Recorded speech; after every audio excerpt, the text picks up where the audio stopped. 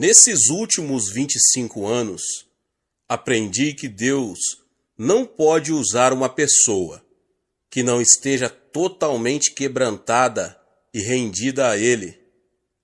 Quando Jesus foi ter com Pedro em seu barco, este teve uma reação imediata. Ficou consciente dos seus pecados. Sentiu que era pecaminoso demais para receber a Jesus no barco.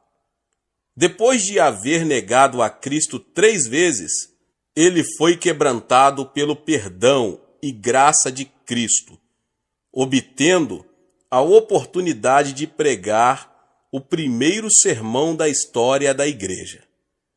E assim, no dia de Pentecostes, como fruto direto do ministério de Pedro, 3.000 pessoas vieram a Cristo. Ele foi usado por Cristo também para abrir as portas espirituais do mundo gentio. Assim que Pedro se quebrantou, Deus pôde usá-lo. Tenho conhecido muitas pessoas que não estão servindo ao Senhor por abrigarem pecados do passado. Talvez elas culpem o pastor ou algum outro crente, mas bem no fundo do coração sabem que ficaram bem aquém do alvo proposto e não aprenderam a lição. Sempre que um crente comete um erro, procuro ajudá-lo a acertar a vida de novo. Explico-lhe que esse erro pode ser o meio de ele aprender a quebrantar-se e humilhar-se diante de Deus.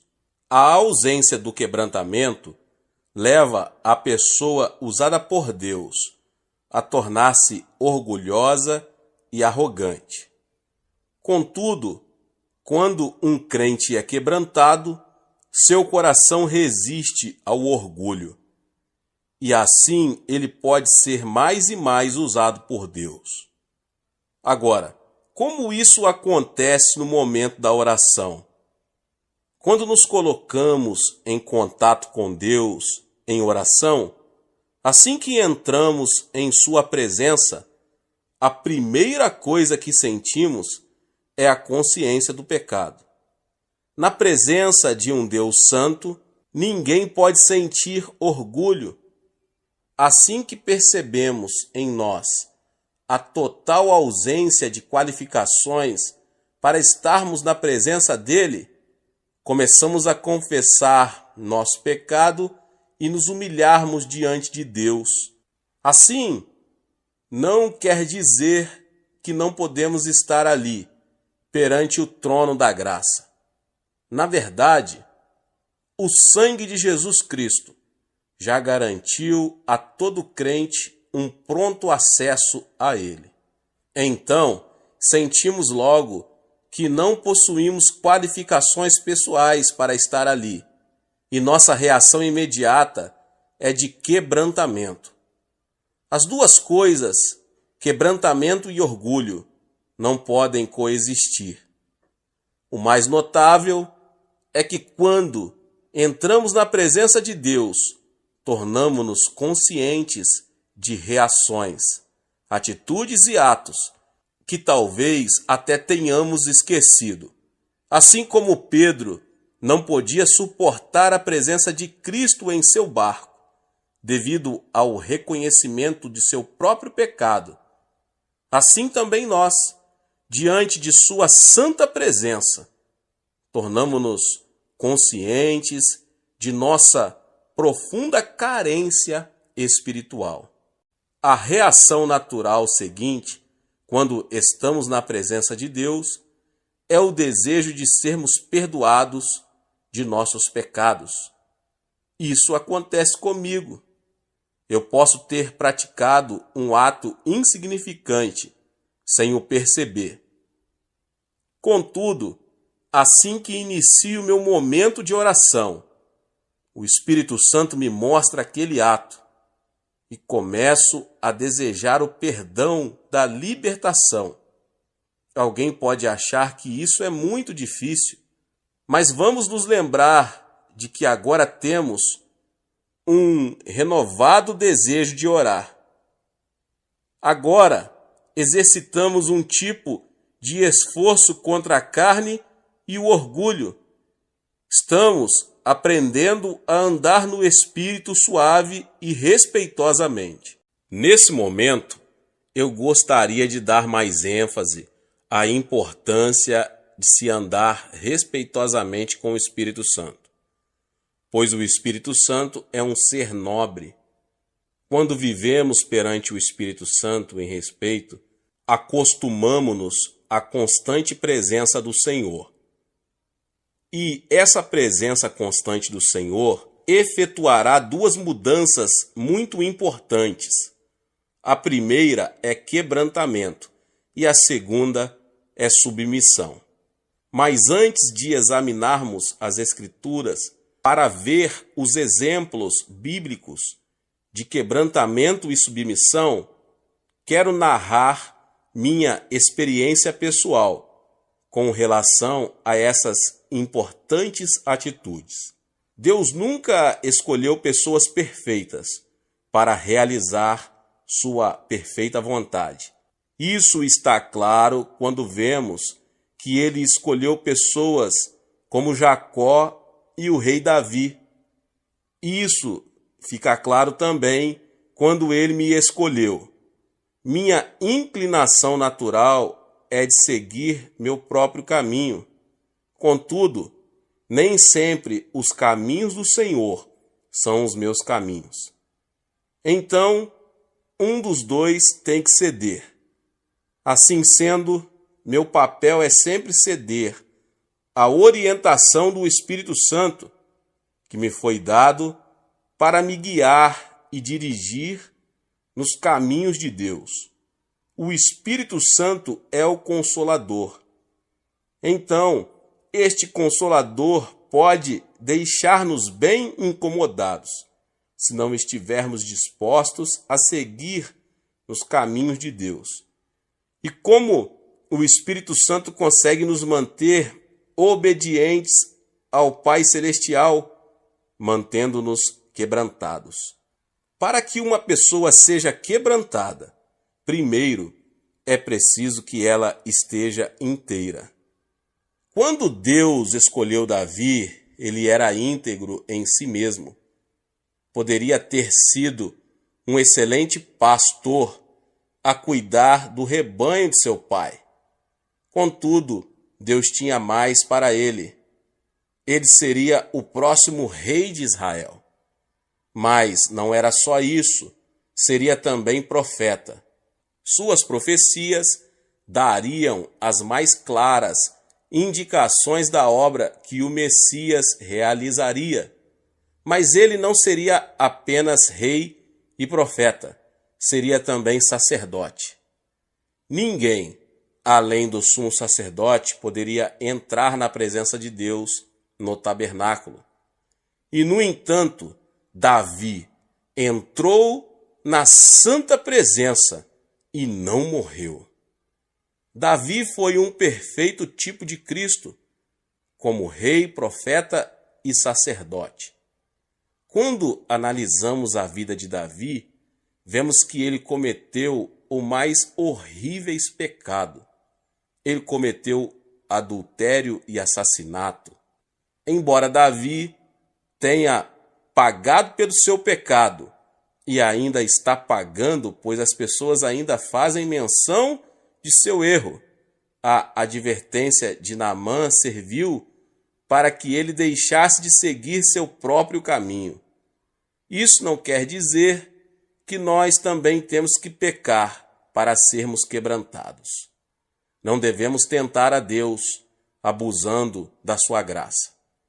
Então, quando andamos em sua presença, o Espírito Santo vai mantendo um registro atualizado de nossa conduta. E se quisermos caminhar constantemente em sua presença, temos que permanecer quebrantados e humildes de coração. Viver dessa maneira é andar em sinceridade diante de Deus e de seu povo. Em nossa sociedade oriental, faz parte dos nossos costumes nunca humilhar um líder diante de seus liderados. O povo não gosta desse tipo de coisa. E próprio líder o evita a qualquer custo. É o que chamamos de perder a dignidade. Contudo, o Espírito Santo está removendo nossos costumes naturais e tem me levado a ser sincero e totalmente aberto perante minha gente. Lembro-me de uma vez em que tive vontade de morrer, em vez de confessar para a congregação algo que tinha feito e que não agradava a Deus. E, no entanto, esse fato veio a consolidar a confiança que existe entre mim e meu povo, e que já dura mais de 25 anos. Vemos esses princípios claramente explícitos em Tiago. Antes, ele dá maior graça pelo que diz: Deus resiste aos soberbos, mas dá graça aos humildes. Tiago 4:6. Pedro também apresenta este mesmo princípio.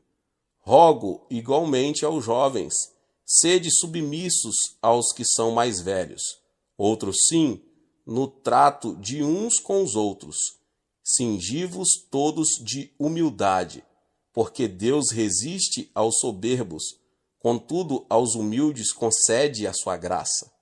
Humilhai-vos, portanto, sob a poderosa mão de Deus, para que ele, em tempo oportuno, vos exalte. 1 Pedro 5, 5 e 6. Se tivermos um espírito de soberba, quando nos aproximamos de Deus em oração, ele resistirá a nós. Mas se estivermos quebrantados diante dele, ele nos dará mais graça.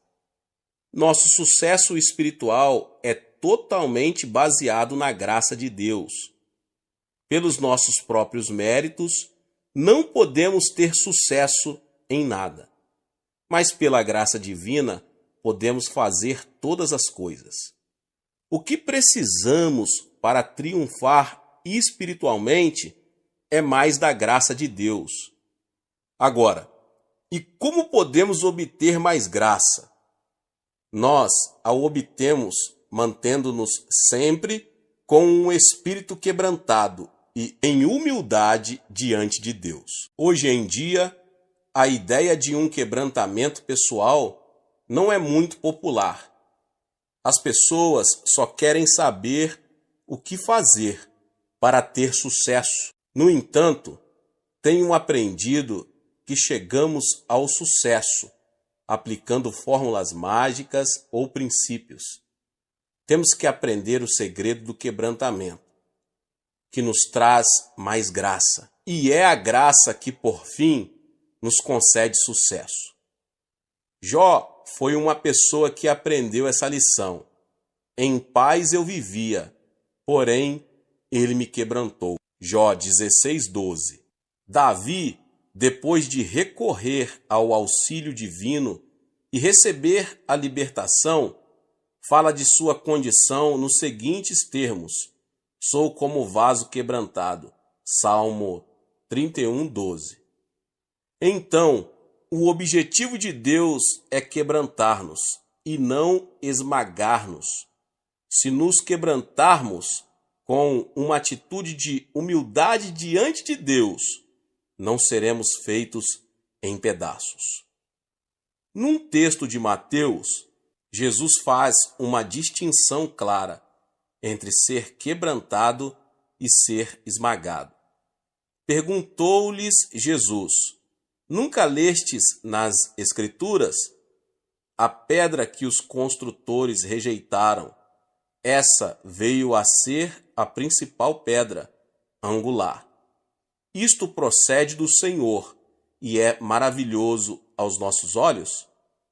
Portanto, vos digo que o reino de Deus vos será tirado e será entregue a um povo que lhe produza os respectivos frutos. Todo o que cair sobre esta pedra ficará em pedaços, e aquele sobre quem ela cair ficará reduzido a pó. Mateus 21, 42 ao 44. Para entendermos o princípio do quebrantamento, temos que analisar bem a comparação que aqui é feita. Cristo é a pedra angular do templo espiritual, a igreja. Neste contexto, o termo igreja não se aplica apenas ao corpo de crentes que foi formado no dia de Pentecostes. Aqui, ela representa todo o povo de Deus desde o seu início. Na ocasião em que Jesus profere estas palavras, registradas em Mateus 21, o povo de Deus era representado pela nação judaica. Jesus Cristo constitui a parte mais importante desse edifício, cujas pedras são os membros. Ele é a pedra angular, isto é, a pedra que mantém unido o prédio. O plano de Deus era ter um edifício espiritual que pudesse conter sua glória de maneira correta. Mas, ao rejeitar o Messias, Israel perdeu o direito de se ter este edifício espiritual. Por isso, Deus está edificando um novo prédio por meio da igreja. Cada um de nós é uma pedra viva desse templo espiritual. Quando somos salvos e retirados do mundo, tornamo-nos essas pedras que precisam ser lavradas para que possam atuar em harmonia com a vontade de Deus. Quando um construtor edifica um prédio de pedras, ele dedica muito tempo à preparação das pedras, dando a cada uma sua forma própria para que se encaixe no lugar certo. Se houver uma pedra muito difícil de ser preparada, ou se essa pedra se recusa a ser trabalhada para ganhar a forma certa, não tem valor para o construtor. O quebrantamento a que Deus nos submete não tem por objetivo aniquilar-nos, mas preparar-nos de forma a sermos devidamente usados por Ele, para os fins aos quais Ele nos destinou. Se resistirmos aos propósitos de Deus, o resultado é o esfalecimento, ou melhor, tornar-se inútil no plano geral de Deus. Então, é muito importante que vivamos em quebrantamento diante de Deus. Contudo, gostaria de reiterar aqui que isso não significa viver em fracasso ou cultivar uma imagem própria negativa. Lembremos que foi Deus quem nos escolheu. Somos muito importantes. Então, à medida que vamos aprendendo a viver na presença do Espírito Santo em oração, iremos cultivando, como um fruto natural dessa vivência, uma atitude de quebrantamento, pela qual Jesus, o construtor, pode completar sua obra em nossa vida. Como é bom saber que Deus está moldando nossa vida para sermos usados em seus eternos propósitos. Que paz gozamos quando compreendemos que todas as coisas operam no sentido de um objetivo eterno. Nada acontece por acaso. Tudo opera para o nosso bem eterno. Glória ao Deus vivo.